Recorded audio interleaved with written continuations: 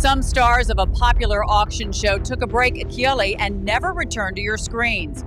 What really happened to them? Every season of Storage Wars gave us legends, characters with unforgettable style,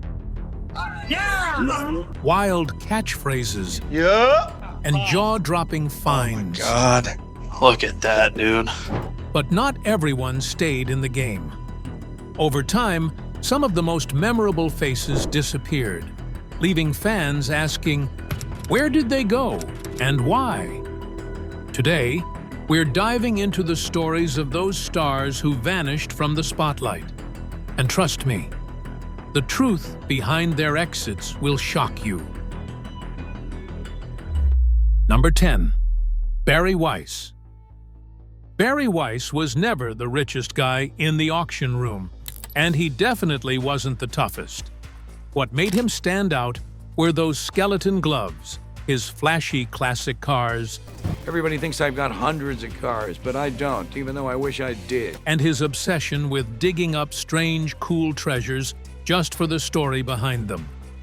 He joined Storage Wars in Season 1, stayed through Season 4, then bowed out, not because of drama, but because he wanted to enjoy life in his own way. Before TV, Barry was already set.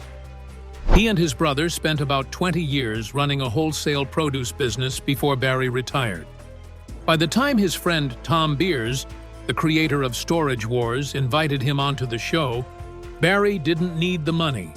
He wasn't bidding to pay the bills. He was just in it for the thrill of the hunt. Even after leaving the main series, he didn't disappear. In early 2014, A&E gave him his own spin-off, Buried Treasure, where he traveled across the United States hunting for odd antiques and meeting even odder people. Then, in 2015 and 2016, he came back with Storage Wars, Barry Strikes Back, teaming up with his buddy Kenny to joke around, relive their best moments, and share behind-the-scenes stories. But in April 2019, things took a sad turn. Barry was riding with a friend in the Los Feliz area of Los Angeles when a car pulled out of a parking space and they crashed into it. The impact sent them down hard. Barry was rushed to the hospital with serious chest trauma, broken bones, and internal injuries. He ended up in the ICU, needing multiple surgeries, including one on his back and another on his femur. Recovery took months. And this time it wasn't about TV. It was about survival and painful rehab. Fans kept wondering if he'd ever be back. In fall 2021, they got their answer. A&E relaunched Storage Wars on November 2nd, and Barry rolled back in for a cameo. He was still sharp, still funny, but not there for every episode. Now, in 2025, Barry isn't part of the regular Season 16 lineup. That fits perfectly with his style. Show up, have fun, then dip out when it stops being fun. Number 9. Dave Hester. Dave Hester wasn't the type to sneak in quietly. The second you heard that stretched out, yo,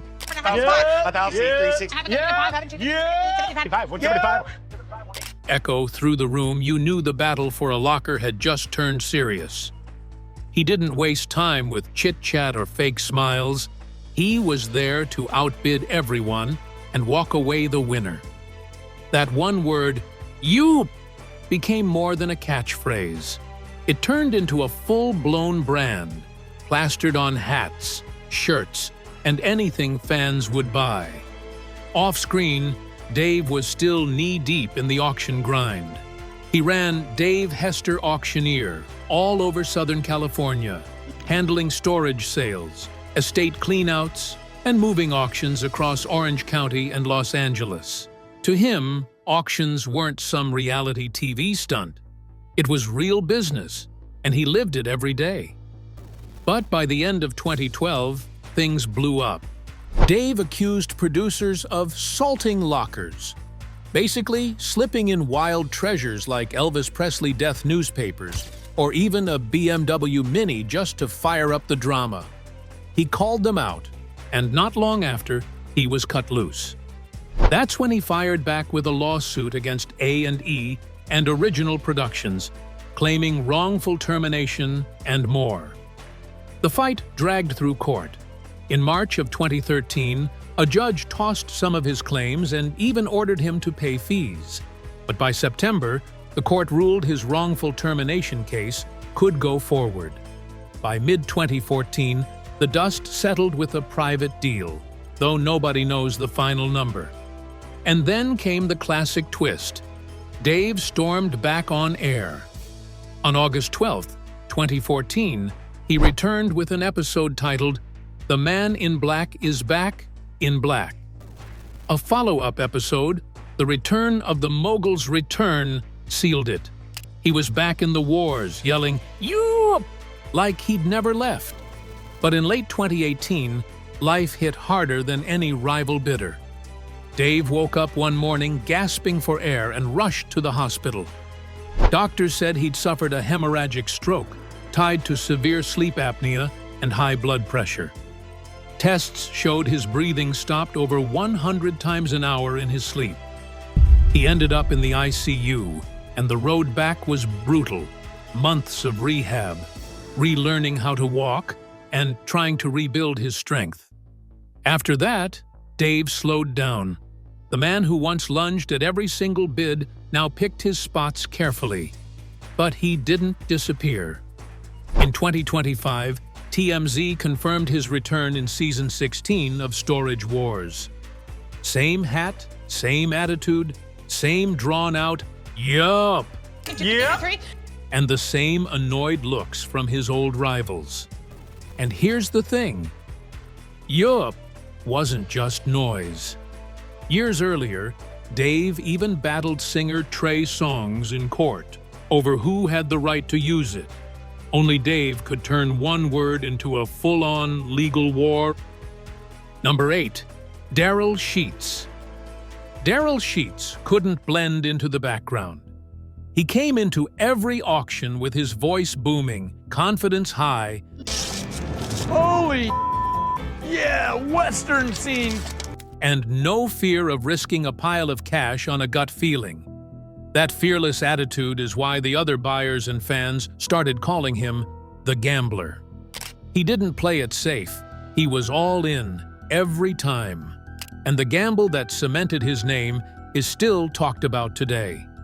In the Season 3 finale, Darrell threw down about $3,600 on one storage unit. What he found inside was insane. Stacks of original artwork by Frank Gutierrez. The entire haul was later appraised at around $300,000, turning that small buy into the show's most famous payday. That moment became his crown jewel and proved why he was willing to bet big when others hesitated. But it wasn't always just about the money. Darrell loved sharing the experience with his son, Brandon. The two became a recognizable pair on the show. Look at this piece of art here. Thing's funny looking. It's a lady's face. Working auctions side by side and turning it into a father and son grind. Brandon later stepped away, reportedly due to budget cuts, and went on to build a normal life in real estate and other jobs. But for years, viewers watched them hustle together. Of course, not all of Darrell's finds were exciting treasures. Long before Storage Wars, he opened a unit and discovered something nobody wants to see: a plastic-wrapped human body. The case was later linked to a murder investigation. And when Darrell shared that story on an A&E special, it reminded everyone that lockers could hold anything, from gold to tragedy. Then came March of 2019, when his fight had nothing to do with auctions. After 3 months of feeling sick, Darrell revealed he had suffered a mild heart attack. Doctors diagnosed him with congestive heart failure and a lung issue, and he spent time in the ICU. Recovery wasn't easy, but after surgery, he told fans his heart function had climbed back to about 40%, and he kept pushing forward. It was pure Darrell, stubborn, determined, refusing to back down. After that, his pace changed. The days of constant high-stakes bets slowed, but he didn't vanish. He returned for short appearances when Storage Wars was revived, still chasing units, but now on his own schedule. Away from the cameras, he launched Show Me Your Junk in Lake Havasu City, Arizona, proving he was never going to stop flipping and dealing. At the end of the day, Darrell Sheets lived up to the nickname. He's the guy who risked thousands on instinct, turned auctions into family time, and even fought his way back from heart failure. Once, going twice, sold $60. That's why fans still remember him as the Gambler. Number 7. Dan and Laura Dotson. Dan and Laura Dotson aren't just part of Storage Wars. They're the engine that keeps it moving. The second Dan's lightning-fast chant starts, and Laura begins scanning the crowd. The pace changes. No fake drama, no dragging things out. Just raw auction energy. Is that 5? You want to go 500? Go ahead. 5.5, anybody 550. I got 500 here, 5.5.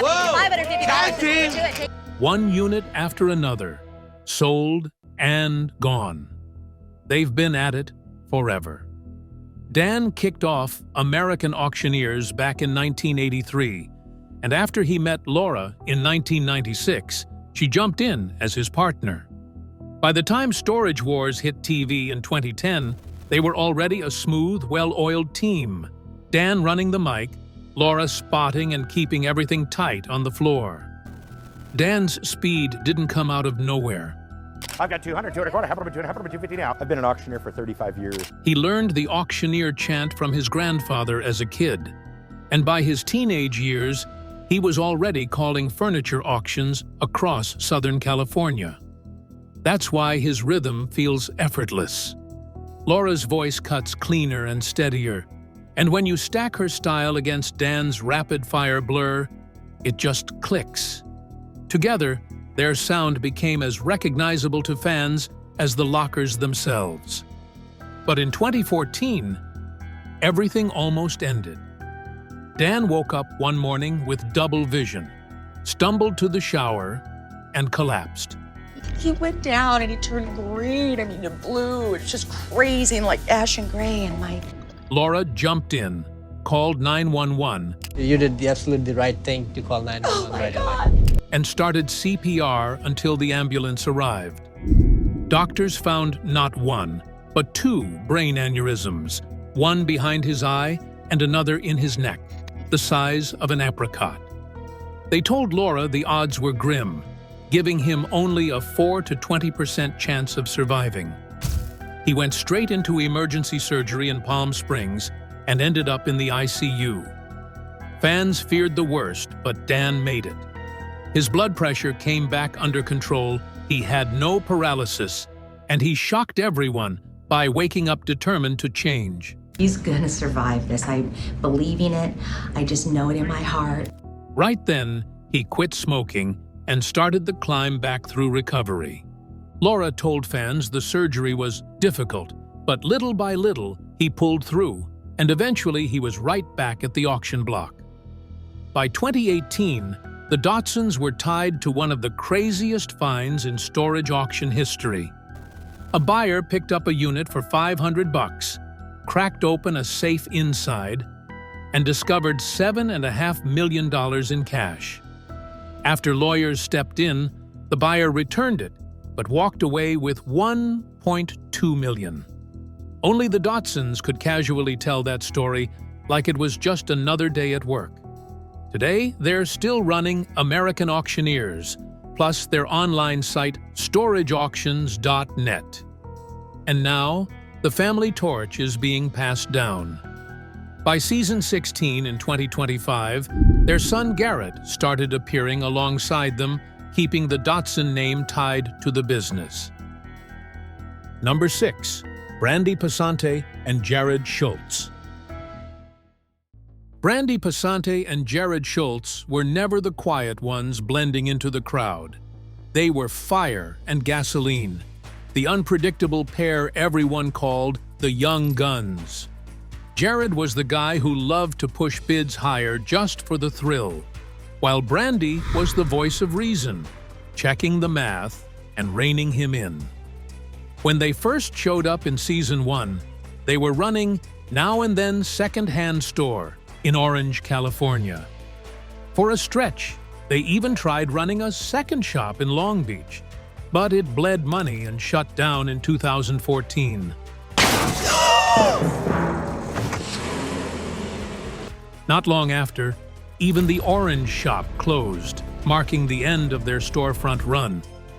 Their on-screen spark was strong enough that A&E handed them their own spin-off in 2014 titled Brandi and Jarrod, Married to the Job.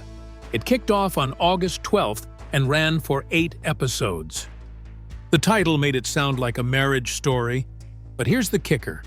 They were never legally married. Still, it gave fans a front-row seat to the chaos of their home life mixed with their auction hustle.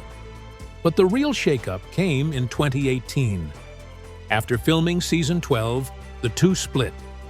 Fans didn't find out until April of 2021, when the Season 13 premiere dropped, and Brandi casually said on camera, "I'm not with Jarrod anymore." That season, they didn't film as a team anymore. They filmed as rivals, bidding against each other instead of side by side. Outside the show, Brandi explained why she pulled back. In a live stream in June of 2020, she admitted she had the kids, Cameron and Peyton, 24/7, and joked about missing the scary dad voice. It was her way of saying she was holding it all together alone. By then, the kids were teenagers, and she wasn't as eager to live on a constant filming schedule. Jarrod's story veered in a darker direction. On April 30th, 2021, he was involved in a bar altercation with Brandi in Orange County. Prosecutors later charged him with 1 count of misdemeanor domestic violence battery, though he denied the accusation. A&E looked into it, and after Season 13, Jarrod never returned to the show. So both of them stepped back, but for very different reasons. Jarrod's exit was final after the charges and the breakup. Brandi slowed down during the split and the pandemic, but eventually came back on her own terms. These days, fans still spot her in later seasons, sometimes with friends by her side, but never with Jarrod. Number 5. Morris Mo Prigoff. Morris Mo Prigoff wasn't acting for the cameras. What you saw was who he really was. A sharp dresser, a smooth talker, and a man who could get just as excited about a Danish chair as he could about closing a solid deal. Before TV ever came calling, he had already built a name for himself in Dallas as a podiatrist, practicing for about 45 years. That's why the show nicknamed him The Doc.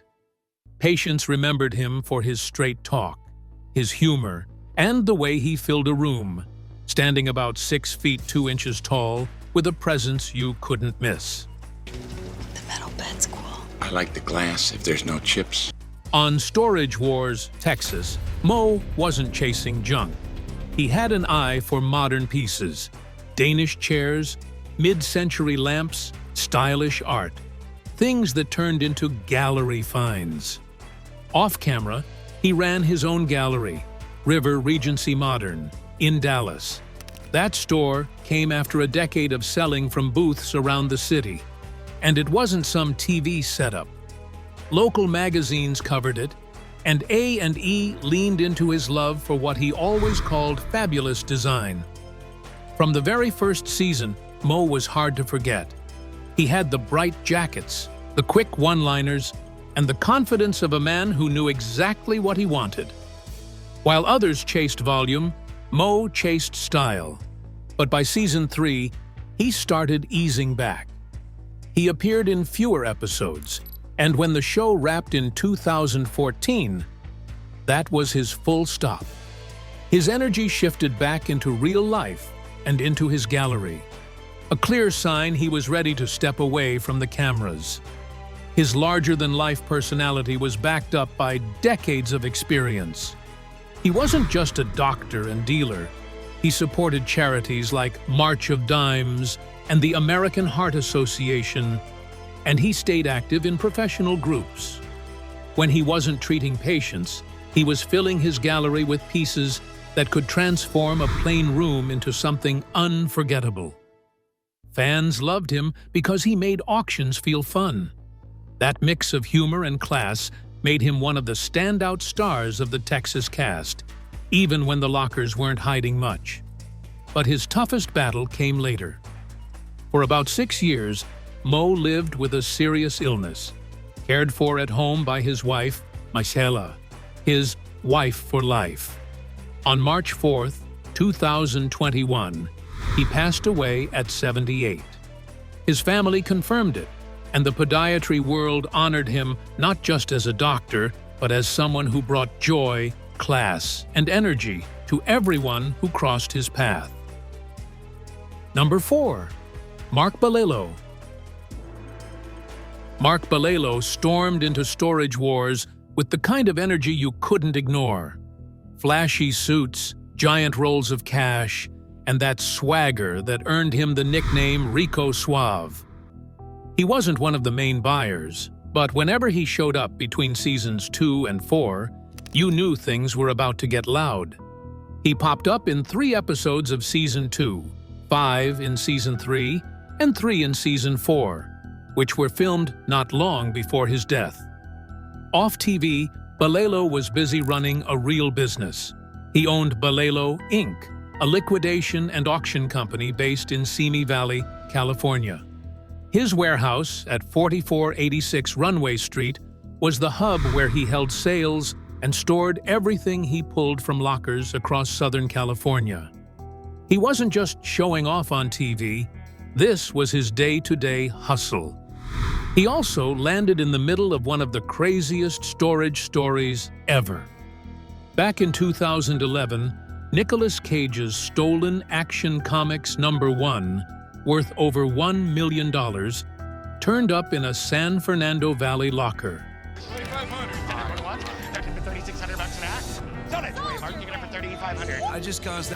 The trail wound through Storage Wars auctioneer Dan Dotson to Balelo, who then reached out to Stephen Fischler, the comic dealer who had sold it to Cage in the first place. The LAPD's art theft unit stepped in, confirmed it was real, and locked it away. For a moment, Balelo was smack in the center of a Hollywood mystery. On screen, his personality was just as big. He leaned into the spotlight, like the time he thought he had scored the very first Nintendo console, strutting around with a grin. Those over-the-top finds, along with the sharp suits, made Rico Suave a headline favorite. But away from the cameras, his last days were rough. On Saturday, February 9th, 2013, Simi Valley Police arrested him on a drug-related charge, with reports mentioning meth possession or being under the influence. He was supposed to appear in court on February 19th. Just 2 days after the arrest, on Monday, February 11th, employees found him inside his car in the garage of his business. The Ventura County medical examiner confirmed his death was suicide from carbon monoxide poisoning. He was only 40 years old. By then, he had already pulled back from being a core face on the show. Number 3. Mary Padian. Mary Padian came into the Storage Wars world without trying to be the loudest or flashiest in the room. She had a different angle, spot the quirky, well-made pieces that other people walked right past, and then flip them into something cool. Texas fans first met her on Storage Wars, Texas, where she was a main player in seasons 2 and 3. Dr. Mo was the one who first brought her into the auction scene, and she started out partnering with him before confidently bidding on her own. Her background made her different from most buyers. She studied photojournalism at the University of Texas in Austin, then moved to New York to work at Architectural Digest as an assistant editor. While there, she even created a monthly video series called Mary's Finds. After a while, she missed Texas and came back to Dallas, where she opened her own resale and design shop under the same name. By 2011, local news was already covering Mary's finds, proving she had an eye for unique design long before cameras followed her. When Storage Wars Texas ended in 2014, producers weren't ready to let her go. They brought her into the main show. She first showed up in Season 5 with 3 episodes filmed in Long Beach that January. By Season 6, she was a regular buyer and stayed all the way through Season 12. Fans remember her teaming with Jenny Grumbles in Season 12, and her friendship with Ivy Calvin stood out too. She even called him her BFF on air. After Season 12, though, Mary stepped back. She returned only once in Season 13, Episode 1 in 2021, where she basically said she was heading back to Texas.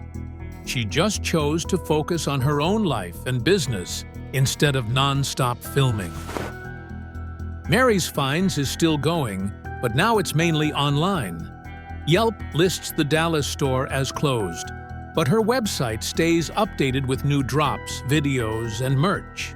Fans still get to see her unique style without her needing to be at every auction, and she always had an eye for hidden gems.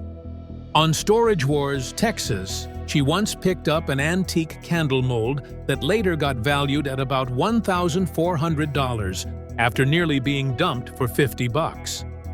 Another time, she found an electric unicycle and got it appraised at $1,600. Mary proved that it wasn't always the biggest bid that won. It was spotting the treasure nobody else saw. Number 2, Renee and Casey. Renee and Casey never treated Storage Wars like some stage show. They treated it like real business. Renee was always the loud one on the floor, quick with numbers and fast bids, while Casey balanced him out with calm focus and a sharp eye for high-end finds that others overlooked. They jumped into the series during Season 4, and by Season 5, they were front and center as the Bargain Hunters. Their base of operations was the Bargain Hunters thrift store in Poway, near San Diego. It was massive, about 7,000 square feet packed with glass cases, racks, and bulk bins. Fans who visited said it felt like walking through one of their lockers in real life. But by 2021, they shut the storefront and shifted gears, running more of their hustle online and through live sales where they could reach a bigger audience without keeping the doors open every single day. On the show, they started out strong, but over time, their presence changed. By Season 11, Casey was no longer in every episode. Renee often hit the auctions solo, while Casey worked behind the scenes, and both of them focused more on the business than on being on camera. It was clear they were picking their spots instead of grinding through every shoot, and that selective approach stuck in the later seasons. Their decisions have always reflected a work-smarter mindset.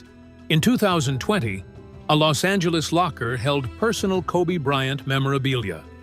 The unit sold for about $375, but Renee later acquired the contents for around $13,000. Instead of flipping it for profit, he worked directly with Vanessa Bryant to return the items to the family. The headlines went everywhere, but Renee kept things low-key, showing that integrity mattered more than chasing hype. Then came the blow that reshaped everything. In March of 2023, Renee's father, Gunter Nezoda, who fans knew from his appearances on the show, died at 67 after battling lung cancer for 6 months. Renee broke the news himself, and outlets like People and Entertainment Weekly confirmed it. After that, the couple stepped back even more. Family took priority, and their energy shifted into YouTube and live selling platforms instead of committing to every filming schedule. By season 16 in June of 2025, they were still in the mix, but not glued to every single episode. Number 1. Ivy Calvin. Ivy Calvin came into Storage Wars like a guy who had already lived 3 different lives and still wasn't done yet. At 6 feet tall and about 240 pounds, he was built like the linebacker he used to be. Back in the mid-90s, he was running over people in the Arena Football League as a fullback and linebacker for the San Jose SaberCats. And he even stepped inside the cage once for a mixed martial arts fight. That mix of toughness and confidence is why people started calling him the King of Palmdale. Even before TV came calling, Ivy was already deep in the resale game. He started buying storage lockers around 2008, and the very next year, he opened up his own thrift shop in Palmdale called Grandma's Attic. By the time he joined the show in Season 3 and became a regular by Season 5, Ivy already had years of flipping experience. His style was straight to the point: grab the locker, move the merchandise, and get back to business. No fluff, no games. Grandma's Attic became his headquarters, but Ivy has always been about adjusting to the times. These days, the shop name still exists, but most of his sales happen online or through pop-up events under Ivy Auctions. And then came the family shift. The more his sons, Ivy Jr. and Isaiah, started tagging along, the more his focus began tilting toward them. What started as just bringing the kids to auctions turned into full-on family hustles. Fans saw them side by side on episodes, learning how to sort, price, and flip items, just like their dad. Isaiah even got his own spotlight in the Season 15 cast guide, while also making a name for himself as an athlete at Fresno State. That family time slowly pulled Ivy off the screen more often. His appearances dipped, not because he was fading, but because he was balancing TV with being a dad and running a business on his own terms. So when you notice him showing up less on screen, it's not some mystery. Ivy treats the show like a side hustle, not his whole life. He's still part of the lineup in recent seasons, still dragging units back to Palmdale, but he's just as focused on his kids, his auctions, and his grind. That's why the King of Palmdale crown fits perfectly. Steady, disciplined, and always playing his own game. Thanks for watching. See you in our next video.